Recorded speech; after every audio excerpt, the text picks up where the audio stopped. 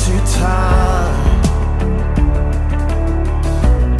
and you lay down your life to save us, and you took all our shame on the cross. It was led, and now you're taking us higher, 'cause we go from glory to glory to glory.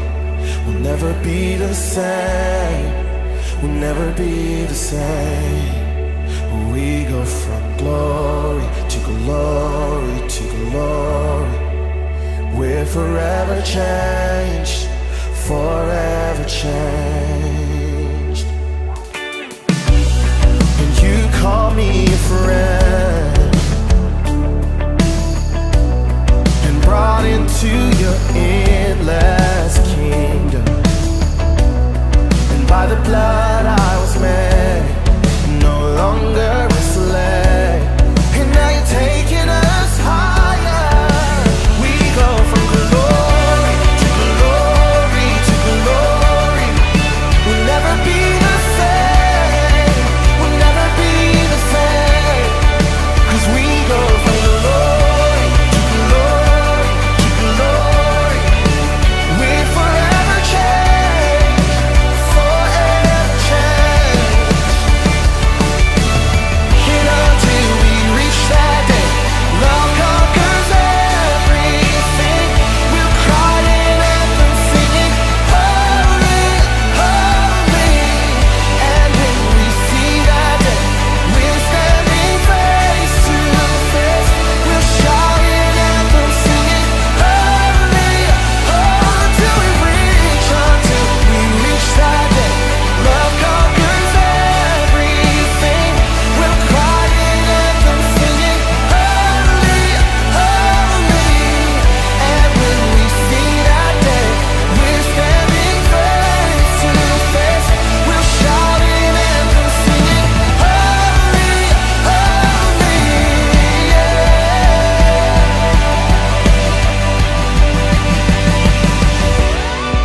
You took on the grave,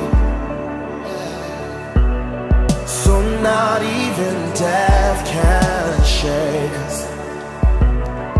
The victor has won, and heaven has come, and now you're taking us higher.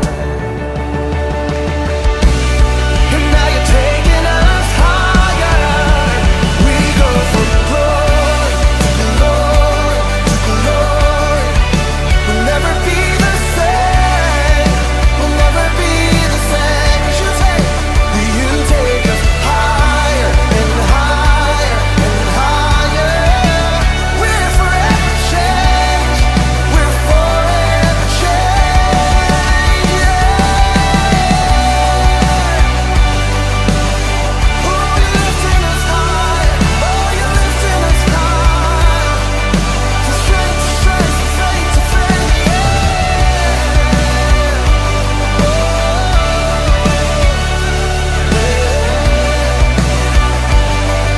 Sing, we go from glory, we go from glory to glory to glory. We'll never be the same, we'll never be the same. 'Cause you take us higher and higher and higher. We're forever changed, we're forever changed. We go from glory to glory to glory. We go from glory to glory to glory. You take us higher and higher and higher. We're forever changed, forever changed.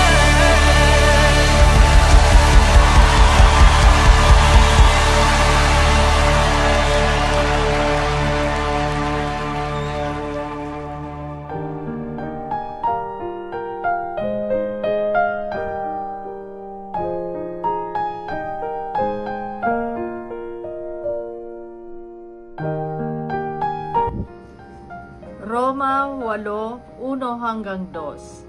Kaya ngayon, hindi na hahatulan ng kaparusahan ang mga na kay Kristo Jesus. sapagkat sa pakikipag-isa natin kay Kristo Jesus, pinalaya na tayo sa kapangyarihan ng kasalanan at kamatayan sa pamamagitan ng kapangyarihan ng banal na Espiritu na nagbibigay buhay. Ito ang kanyang salita.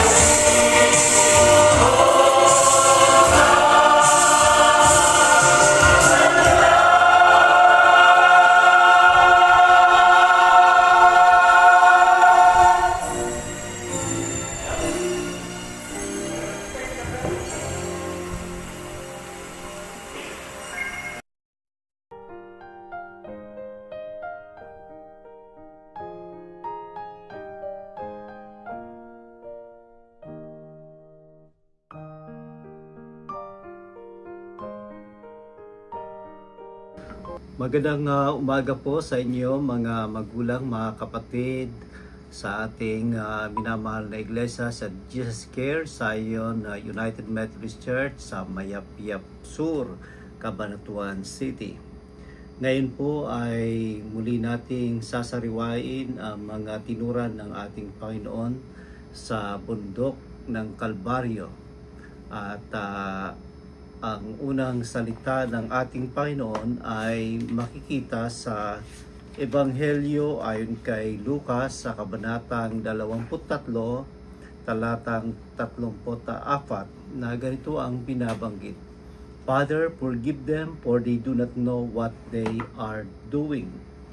Sa tuwing sasapit po ang Semana Santa o ang ganitong panahon ng Holy Week, ay tila ba malungkot ang ating nararamdaman. Kapag titignan natin ang ating kapwa ay parang Biyernes Santo ang kanyang pagmumuka. Pero mga magulang at mga kapatid, at hindi maiwasan talaga na malungkot tayo sapagkat sa ganitong panahon ay dumaan ng katakot-takot na sakripisyo ang ating Panginoong Jesucristo at tumantong nga po sa kanyang pagkabayubay doon sa krus ng Kalbaryo. Mga magulang at mga kapatid, kung babasahin po natin ang banal na kasulatan, lalong-lalo na sa Pilipos sa kabanatang 2, talatang 7, mga magulang at mga kapatid, ang binabanggit po dyan ay bagamat siya Diyos, hindi nagpilit na maging Diyos o siya ay nagpakababa at namuhay sa atin.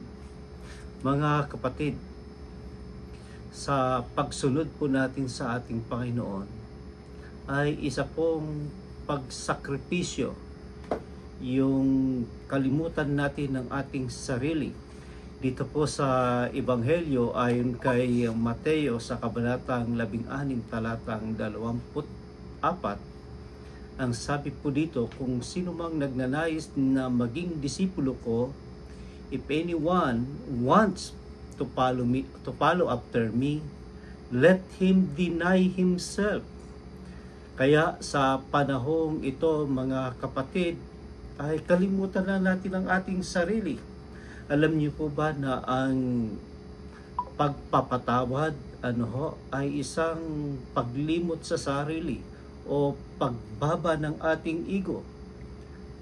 Gaya nga po ng ninanais ng Panginoon, yung kanyang turo na kung sino man ang maalala nating may galit sa atin, tayo mismo ang pupunta at magpapatawad. Sa panahong ito mga kapatid, marapat lamang na gawin po natin ang pagpapatawad sa ating kapwa na bagamat siya ang nakagawa ng kasalanan sa atin, ay dapat lamang na ipahayag natin ang ating pagpapatawad sa kanila. Tandaan po natin na ang pagpapatawad ng Diyos ay wala pong pasubali. Dito po sa aklat po ng Jeremias, kabanatang 31, talatang 4, makikita mga kapatid, gaano ba ang pagpapatawad ng ating Panginoon? For I will forgive their wickedness and I will remember their sins no more. Madalas narinig natin, pinapatawad kita, subalit hindi ko makalimutan ang ginawa mo sa akin. Subalit sa ating Panginoon mga kapatid ay malinaw. For I will forgive their wickedness and I will remember their sins no more. Sa pagkakataong ito mga kapatid ng Semana Santa, samahan natin ang panahon ito ng pagsasakripisyo. Nakalimutan natin ang ating sarili, na ibaba natin ang ating ego at lamunin natin ang ating pride upang mapatawad natin ang ating kapwa gaya ng pagpapatawad ng Diyos sa atin. Amen. Okay ba? Magandang umaga po mga minamahal naming kapatid sa Jesus Care Zion United Methodist Church sa Barangay Mayapyap Sur, Cabanatuan City.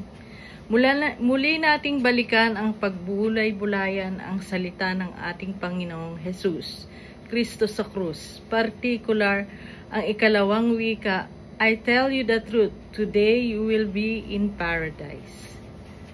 Isang araw, galing sa Walter Mart si Pastor. May binili siyang gold-plated na relo. Mahilig po kasi siya sa relo. Tinanong ko kung magkano at ang sabi niya, sale daw yun at ang totoong halaga daw nun ay 5,000 ang presyo. Ngayon, nung ipinakita namin ito sa gumagawa ng relo, tinanong ko kung may klase ba yun. At ang sabi nung gumagawa ng relo, mumurahin lang daw pala yun. Dahil kulay pa lang ay halatado na. Ang sabi ko sa kanya, madali kang maloko. Alam mo namang magaling sa sales talk ang mga yan. Nais ko pong bigyan pansin ang 3 puntos. Una, isang palatandaan na hindi totoo ang sinasabi ng isang tao kung gumagamit siya ng magagandang salita para lamang mapaniwala ka. Yan ang sinasabi ng sales talk. Marami tayong naririnig na talaga namang hahangaan mo sa pagsasalita at ang layon o motibo ay mapaniwala ka o maakit ka. Di ba ganyan ang ginagawa ng karamihan? Lalo na sa ating minamahal na iglesia. Upang maalis ka sa nalalakhan mong iglesia, gagamitin ang salita ng Diyos para sumama ka sa kanila at iwan mo ang kinagis ng iglesia, ang UMC. Ikalawa, sa talata na aking binasa, simple o payak ang winika ni Jesus. I tell you the truth. Walang ibang totoo na dapat paniwalaan, kundi ang sinasabi mismo ni Jesus sa kanyang salita. Basahin ang Biblia, pamumunihin sapagkat walang ibang katotohanan kundi mismo ang kanyang salita. Ang wika sa 1:14:6, I am the truth. Mga minamahal, kung tagapakinig, pahagang ang Diyos ang nagsalita ay yun ay totoo. Hindi na kailangang gumamit pa ng palamuting pananalita upang maniwala ka pagkat siya mismo ang nagsasalita. Ikatlo, ang katotohanan ay kung magsisi ka at sasampalataya ka na si Jesus ang tagapagligtas, ngayon din kakasamahin ka sa paraiso. Napakaganda po ng kwentong ito, isang lalaking magnanakaw na katabi ni Jesus habang siya'y nakapako sa krus. Sa kabila ng siya'y maraming nagawang masama sa kanyang buhay ay sumampalataya siya sa ating Panginoon. At yun lamang yung pananampalataya na yun pala ang magliligtas sa magnanakaw na ito. Kaya tayo, pag nagsisi tayo at tinanggap natin ang ating Diyos na tagapagligtas, yun ang kanyang pangako, yun ang katotohanan sa kanyang mga salita. Kaya gusto kong i-apply natin ito sa ating buhay. Na gaano man tayo kasama, gaano man ang ating pagkukulang sa ating Panginoon Jesus, andyan siya na mapagpatawad at mapagmahal sa atin. Muli po, ito po ang pangalawang salita. Maraming salamat po. Ang ikatlong wika. Babae, narito ang iyong anak. Anak, narito ang iyong ina. Ito ay mababasa natin sa John 19, verses 26 to 27. Ang nagsasabi, nang makita ni Jesus ang kanyang ina at ang minamahal niyang alagad na nasa tabi nito, ay sinabi niya, Babae, narito ang iyong anak. At sinabi niya sa alagad, narito ang iyong ina.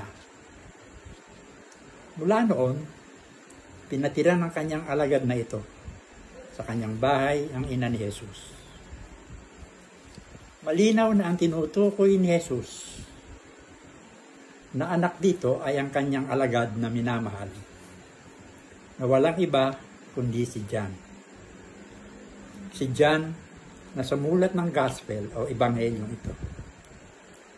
Sa katunayan, simula noon ay pinatira na ni John si Mary na ina ni Jesus sa kanyang bahay. Nagkaintindihan si Jesus at si John sa mensahe na gustong iparating sa isa't isa sa pagkabigkas ng ikatlong wika. Nagkaintindihan sila na inihahabili ni Jesus kay John ang kanyang ina.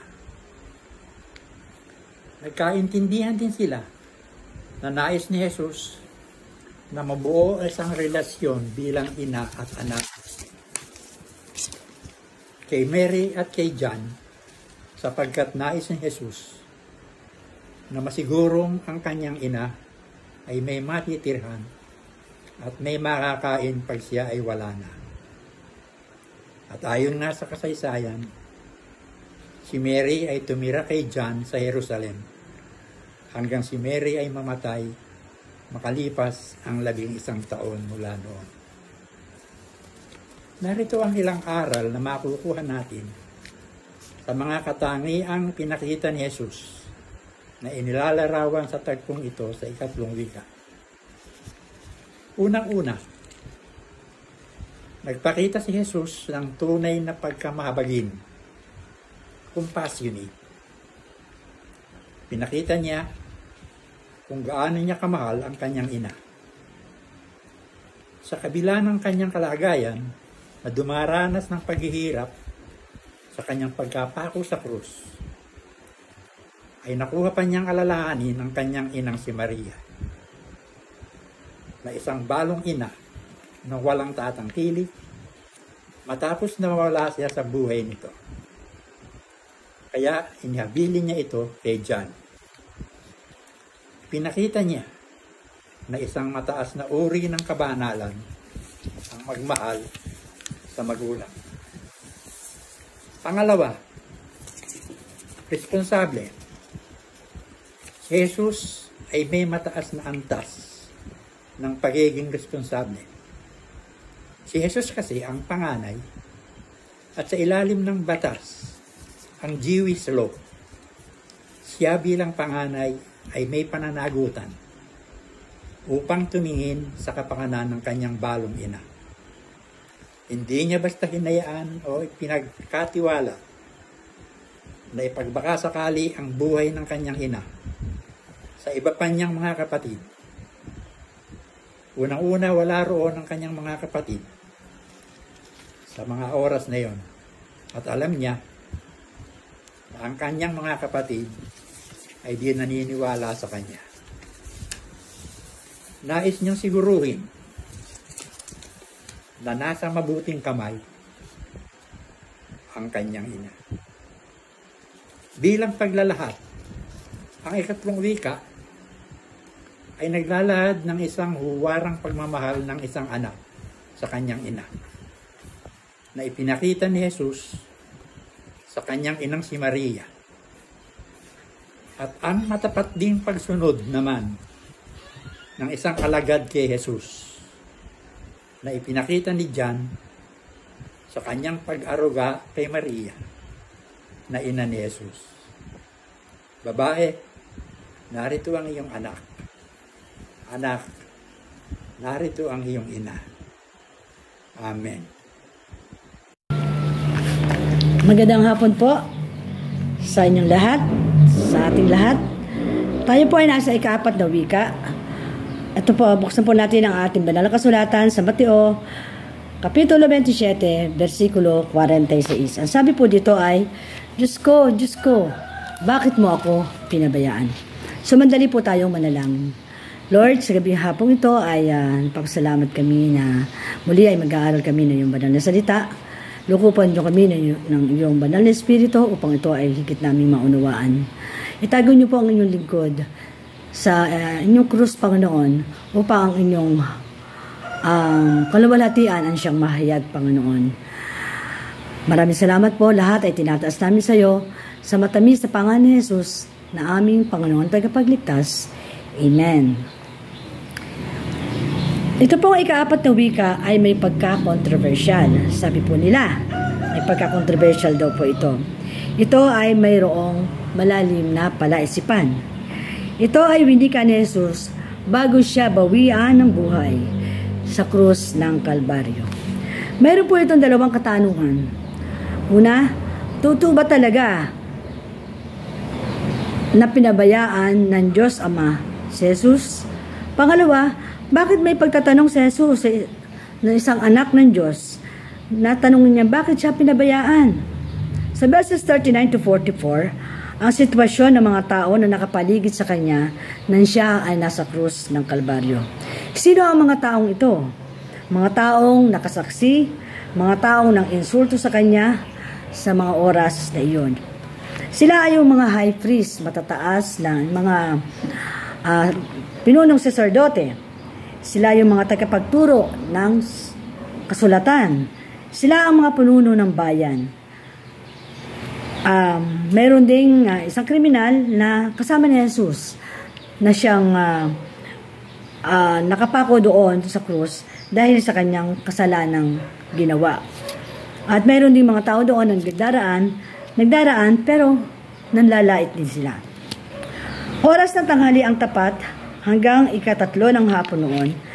Makikita natin sa verses 39 to 44 ng Mateo 27.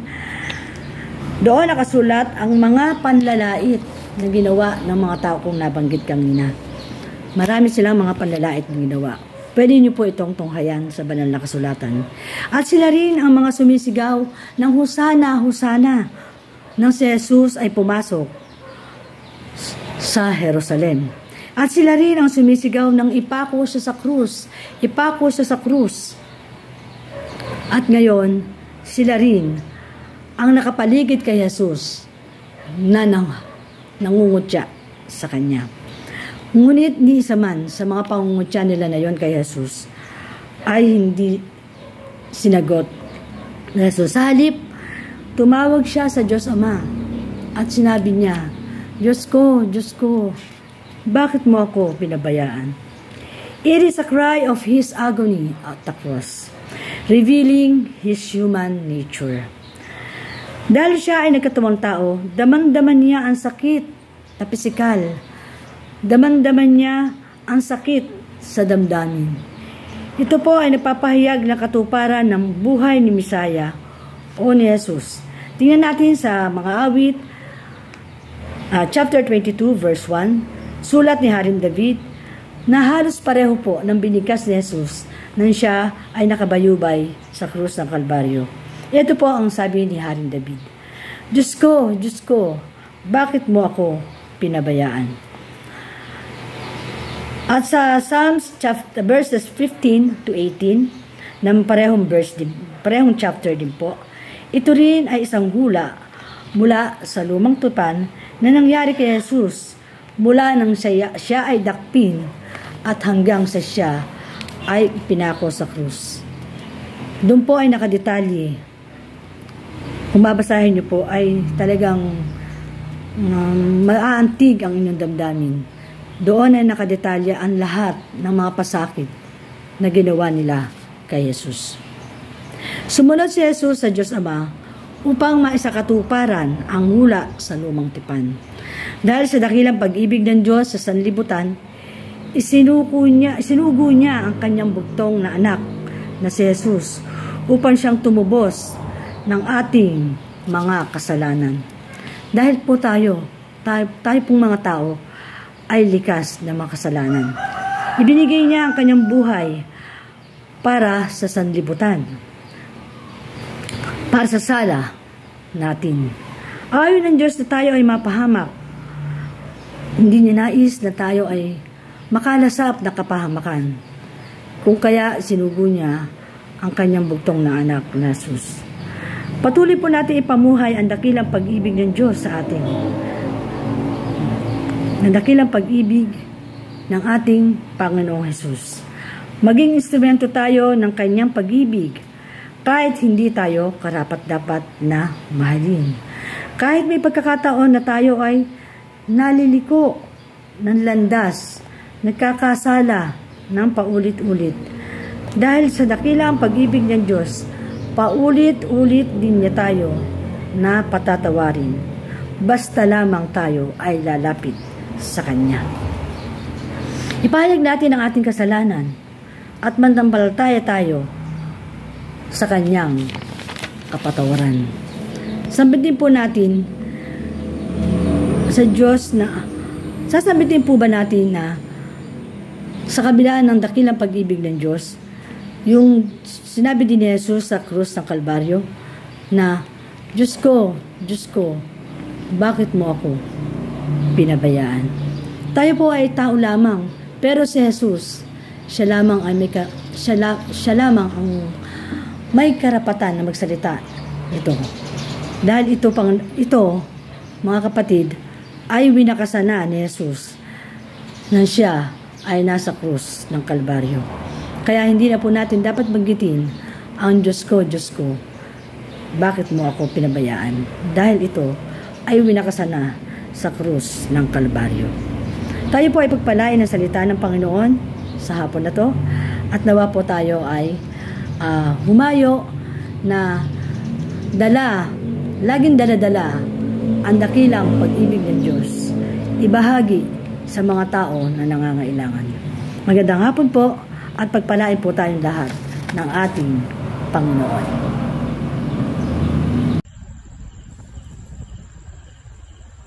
Ang ikalimang wika, nauuhaw ako.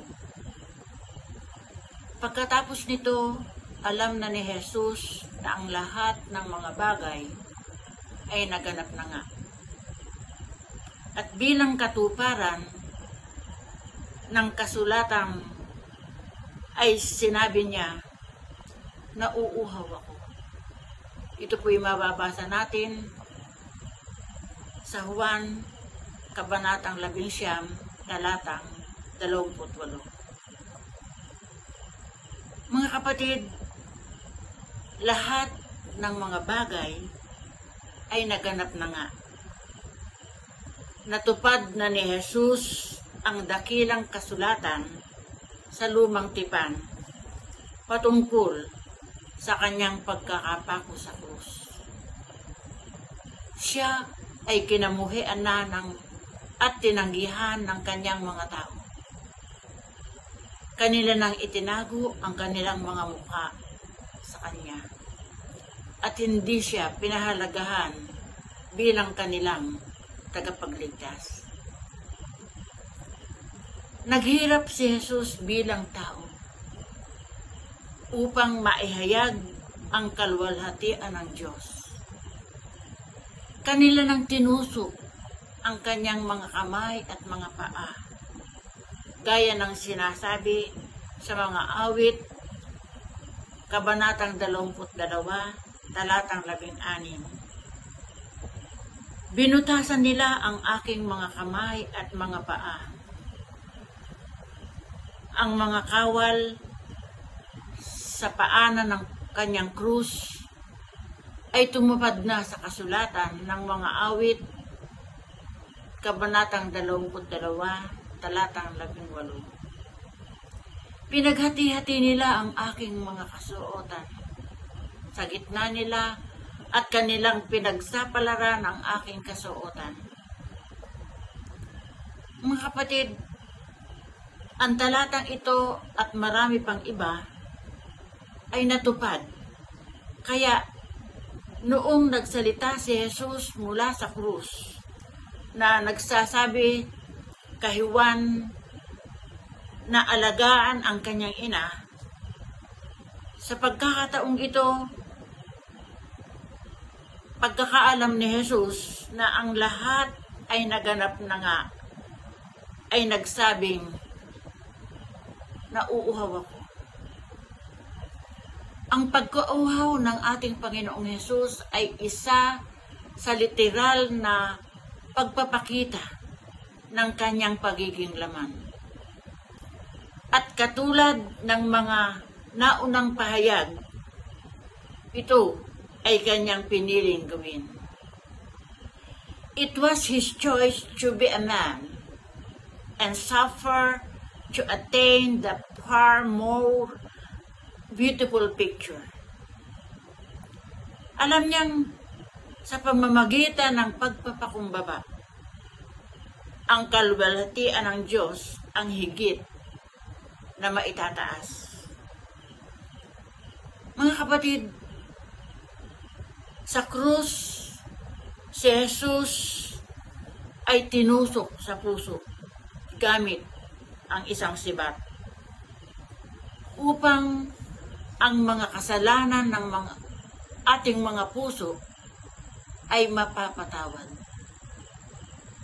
Nagsuot siya ng isang koronang tinik upang ang mga kasalanan ng ating isipan ay mapapatawad. Ang kanyang mga kamay ay naipako sa krus upang ang kasalanan ng ating nagagawa gamit ang ating mga kamay ay mapapatawad. Ang kanyang mga paa ay naipako sa krus upang ang ating kasalanan na ating magagawa sa paglalakad ay mapapatawad. At siya ay napapauhaw hanggang sa kanyang dila ay lumalabas sa kanyang ngalangala. Terribling pagkauhaw upang gamutin ang mga kasalanan ng ating bibig. Siya'y nasugatan dahil sa ating mga pagsalangsang. Siya'y nabugbog dahil sa ating mga kasamaan. Ang parusa na tungkol sa ating kapayapaan ay nasa Kanya. At sa pamamagitan ng Kanyang mga latay, tayo ay nagsigaling. Mga kapatid,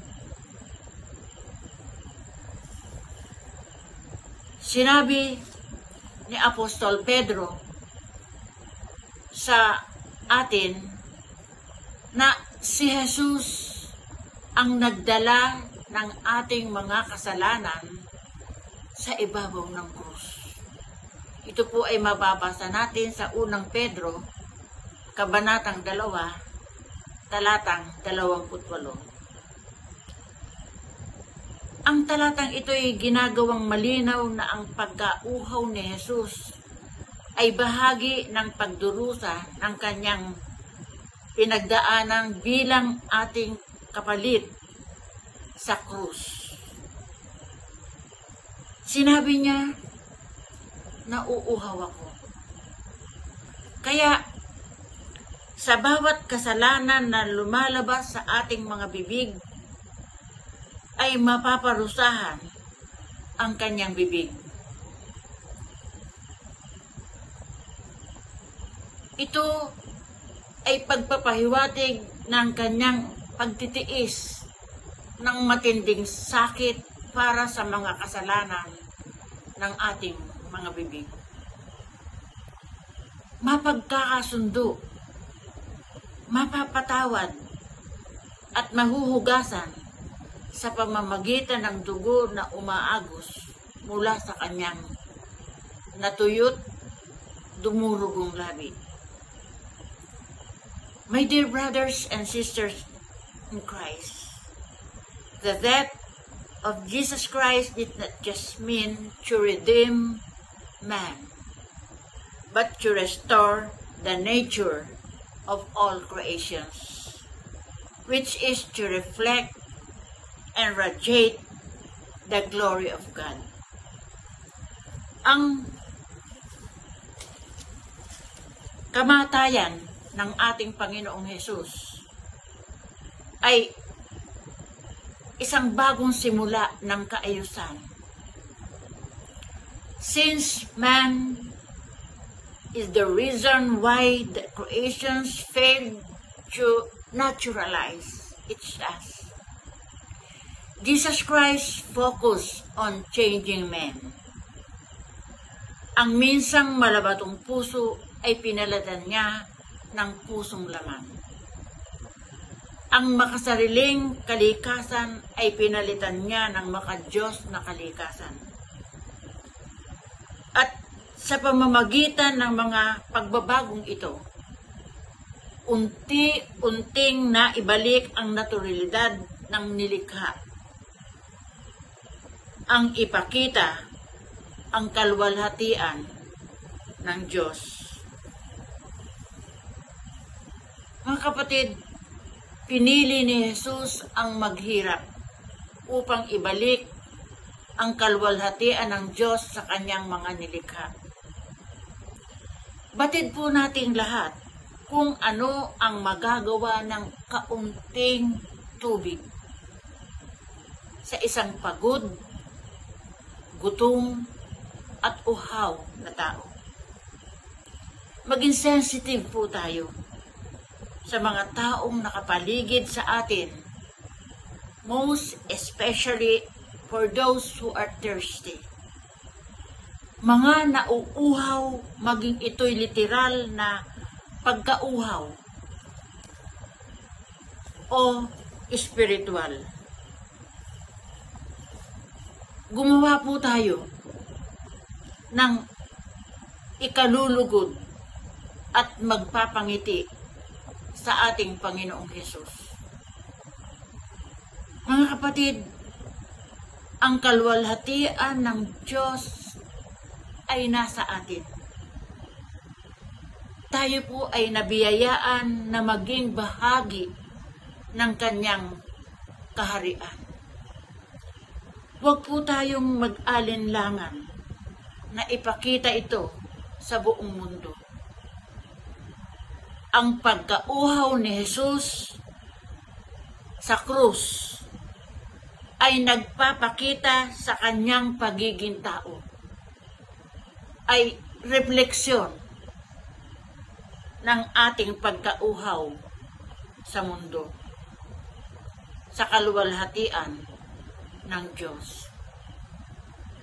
Atin po itong ihatid at ipakita sa lahat sapagkat ang ating Panginoong Hesus ay naghirap bilang isang tao upang maihayag ang kaluwalhatian ng Diyos. Nauuhaw ako. Ito po ang ikalimang wika.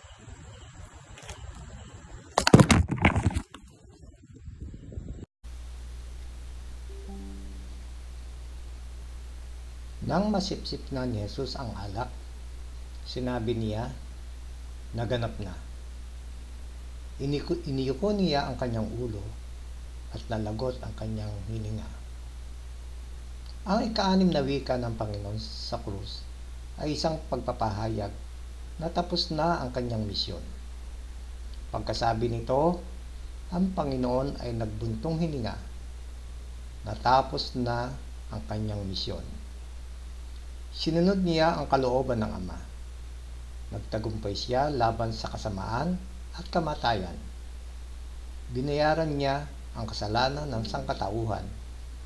Nagtagumpay ang Panginoon. Si Kristo ay nagtagumpay sa kanyang misyon. Sa ika-6 na salita, nais kong pag-isipan natin ano ang mga bagay na nais ipagawa sa atin ng Diyos. Ano naman ang misyon natin? May mga pangako ba tayo na binitiwan sa Diyos na hindi pa natin tinutupad? Kaya ba natin tapusin ang ating mga assignment para sa Diyos? Ilang bagay lamang ang madalas na pinagsisisihan ng mga taong malapit ng pumanaw sa mundong ito. Una, kung alam nilang mayroon pa silang dapat tapusin pero hindi nila nagawa. O, pangalawa, mga bagay na dapat ihingi ng tawad o kasalanang dapat ituwid Subalit hindi nagawa dahil inabutan sila ng kamatayan. At wala na silang panahon, kaya sila lubos na nagsisisi. Ang masakit sa kamatayan ay hindi ang mismong pagtigil ng buhay, kundi ang pagputol ng Diyos sa ating pagkakataong gumawa ng mga bagay na dapat pa nating gawin. Isang kwento tungkol sa isang ama na nagkasala sa kanyang pamilya. Ang nais niyang muling bumalik sa kanyang asawa at mga anak. Sisikapin sana niyang makabawi sa ginagawa niyang pagkakukulang. Kaya nagplano siyang umuwi. Ngunit habang nasa bus papunta sa kanyang pamilya, ay inatake siya sa puso at namatay. Huli na, hindi na niya nagawa ang dapat niyang gawin. Ang kalagayan ng Panginoon ay kakaiba dahil nagawa niya ang buong pagtatagumpay ang kanyang misyon sa lupa.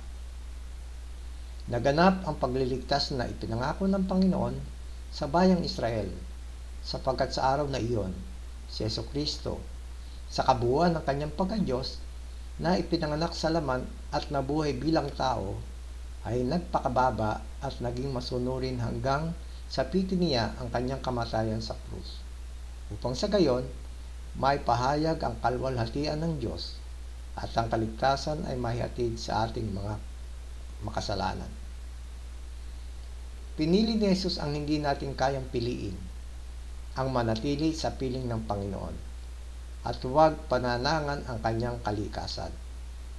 Tinanggap niya ang ating mga kasalanan at ginawa ang perpektong pagsuko, ang perpektong paghihirap, at ang perpektong kamatayan sa krus.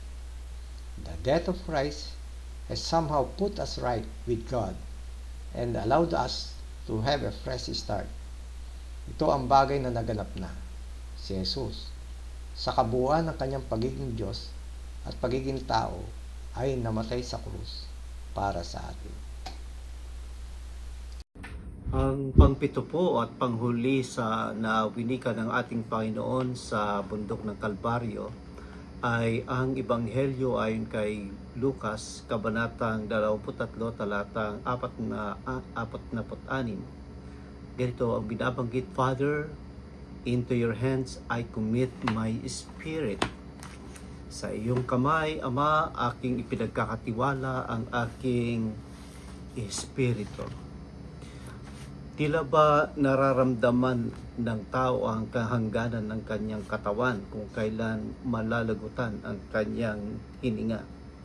Isa pong relative by affinity na may karamdaman po parati sa hospital, mga kapatid. Subalit nung dumating yung punto na para bang siya'y papanaw na, ay dumating ang kanyang mga anak galing ng iba't ibang bansa, 3 sa kanila, ay umuwi ng Pilipinas upang samahan siya. Hindi makatiis, mga kapatid, ang kanyang mga anak na hindi dalhin siya sa ospital, kaya dinala siya.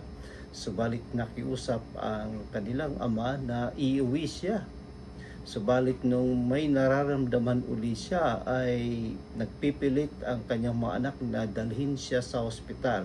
Subalit nagagalit siya at ayaw niya. Marahil mga magulang at mga kapatid ay nararamdaman niya na darating na ang hangganan ng kanyang katawan. Yung pagpanaw ng kanyang katawan dito sa lupa. Mga magulang, mga kapatid, nararamdaman po natin at alam natin kung kailan hahantong ang ating sarili o kailan papanaw ang ating sarili, sapagkat para bang hindi na makayanan ng ating katawan ang hirap, Kaya sa panahon sa karasan ng ating Panginoon, ay ramdam niya, mga kapatid, na siya ay papanaw na. Kaya kaming mga pastor, kapag dumadalaw po sa may sakit at alam namin na talagang siya po ay talagang papanaw na, ang aming panalangin Panginoon, ipinagkakatiwala namin ang aming kapatid na ito sa iyong makayang kamay. Ipinagkakatiwala namin ang kanyang espiritu sa iyong makayang kamay. Mga magulang at mga kapatid, tandaan po natin, may hangganan po ang ating buhay at alam natin na darating iyon. Lalong-lalo na kapag hirap na po ang ating katawan. Walang ibang salita na dapat mamutawi sa ating bibig, mga magulang at mga kapatid, kundi ang salitang ito ng ating Panginoon. Father, into your hands I commit my spirit. Alam po natin na ang component po ng ating pagkatao ay itong katawan po natin. Una, itong katawan po. Kaya nga po ang tagubilin ni Pablo ay alagaan po natin ang ating katawan. Ano po ang binabanggit? Sapagkat ito ay templo ng ating Panginoon. Ano po ba ang ating pag-aalaga sa ating katawan? Hangga't maaari po ay wala po tayong bisyo at maging health conscious po tayo, mga kapatid. Subalit, darating pa rin po na ang katawan natin ay hahantong sa hangganan. Mapalad ang mga taong umaabot ng maraming taon tulad ng 80, 90, katulad ni Senator Enrile na umabot ng mahigit 100 taon. Pero mga kapatid, darating ang pagkakataon ng aabot ang hangganan, yung hangganan ng kanyang katawan ay aabot, mga kapatid, at hindi na niya makakayanan. Kaya ito po ang dapat na mamutawi sa kanyang bibig. Father, into your hands I commit my spirit. Mga magulang at mga kapatid, sa pagkakataong ito, kung tayo'y hirap na at alam natin na darating tayo sa hangganan, marapat lamang na itiwala natin ang ating espiritu sa ating Panginoon na siyang pinagmulan at lumikha ng ating buhay. Sa pangalan po ng Ama, ng Anak, at ng Banal na Espiritu. Amen.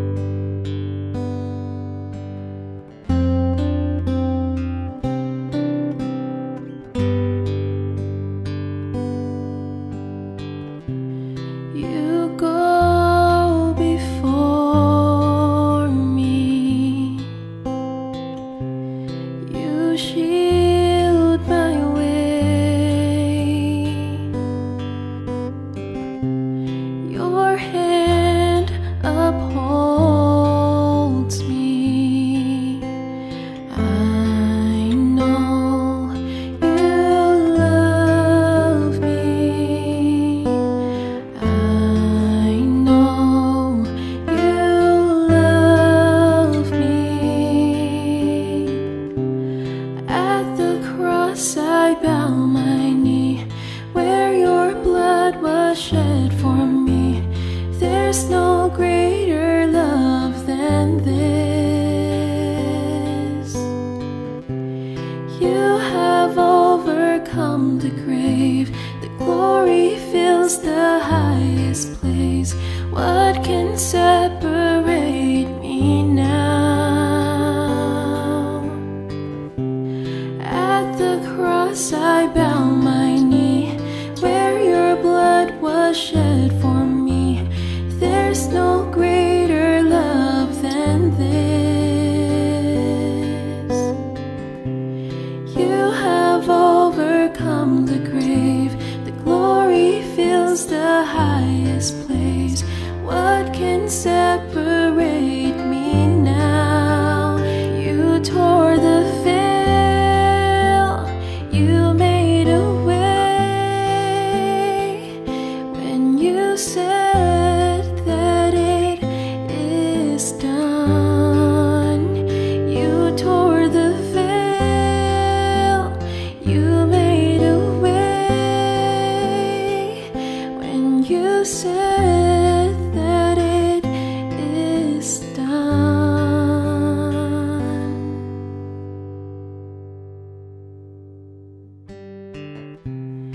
And when the earth fades,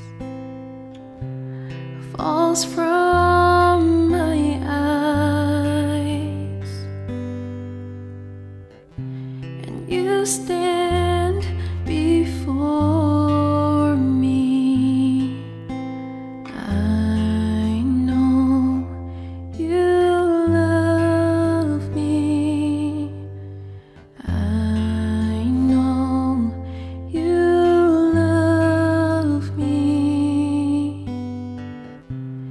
At the cross I bow my knee, where your blood was shed for me.